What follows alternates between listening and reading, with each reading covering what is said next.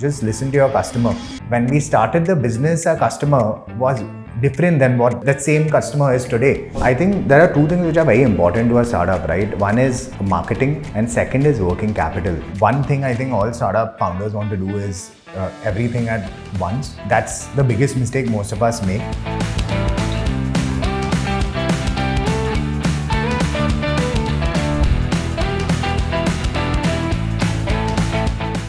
Yeah, so back in 2015, I was working with a consulting firm, and one problem that I noticed in our work environment was around 4:35, we would always be munching on some junk or the other, and that's when I realized that's a problem worth solving. I was very passionate about foods. I wanted to get into food space, and that's when I decided, hey, let's start a health snacks brand with practically no experience in the food industry or running a business, right? So it was a challenging couple of months to start with, but yeah, we are here today. We are a D2C omni-channel snacks brand focusing on the health snack space.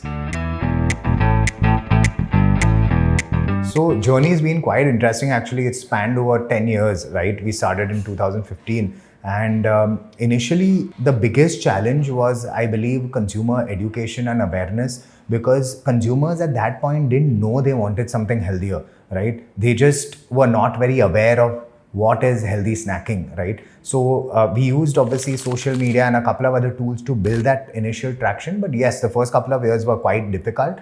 The last couple of years since COVID have interestingly been the polar opposite, because consumer awareness has shot up through the roof and consumers have become so much more aware of what they're consuming and the choices they are making when it comes to food, beverages or anything they consume, right?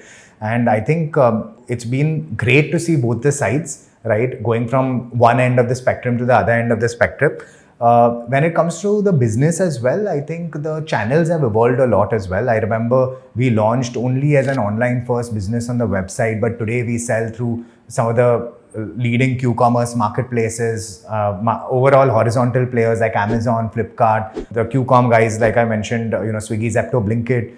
We sell through retail stores. But that being said, even today, 70% of our revenue still comes from online channels. And we do believe that online is the way to go for us at this stage. Offline, while is going to be an integral part of our sales funnel in the future. I think I would say that the most important learning would be just listen to your customer, right? I think when we, as cliched as it may sound, when we started the business, our consumer and customer was different than what it is that same customer is today, right? Their expectations from the product, their expectations from what they're consuming, their taste, preferences. So evolving with the consumer is very important to stay relevant, right? Because expectations keep changing. Obviously, your core has to remain the same. Your brand principles cannot be compromised, but you can tailor your product offering to suit the customer's requirements, so that they are satisfied, because unless they are satisfied, they're not going to come back for a repeat purchase. And that's probably one of the most important learnings I've had.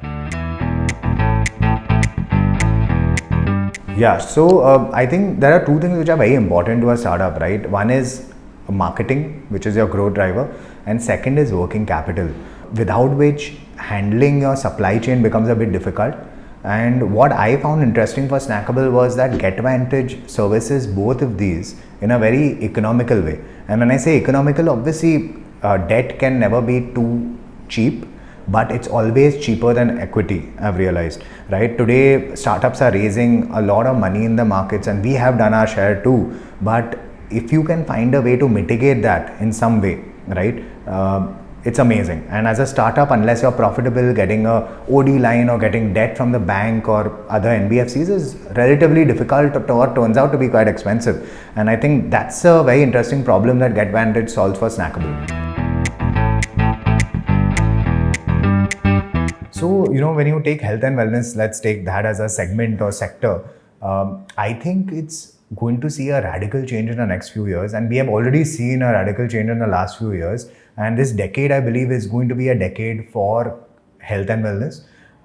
Being a brand in this space or being a consumer in this space, the options available are going to expand significantly. Consumer choices, preferences, tastes are going to evolve significantly. And I think for an insurgent brand like us or many others in this space, it's a great opportunity to build a good customer base, build some loyalty in, because that's going to only grow further in the coming years.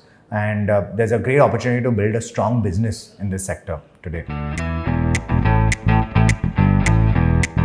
Interesting question. So, one thing I think all startup founders want to do is everything at once. And that's the biggest mistake most of us make, right? I think focus is very important. So, focusing on one channel and building your product or offering around that channel and then expanding into other channels is, I think, the best piece of advice I would give.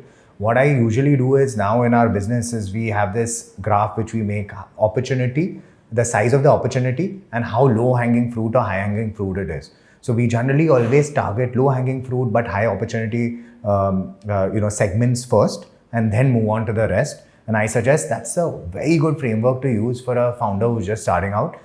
Take one channel, for example, let's take it's Amazon, right? Where there is a low entry cost to enter.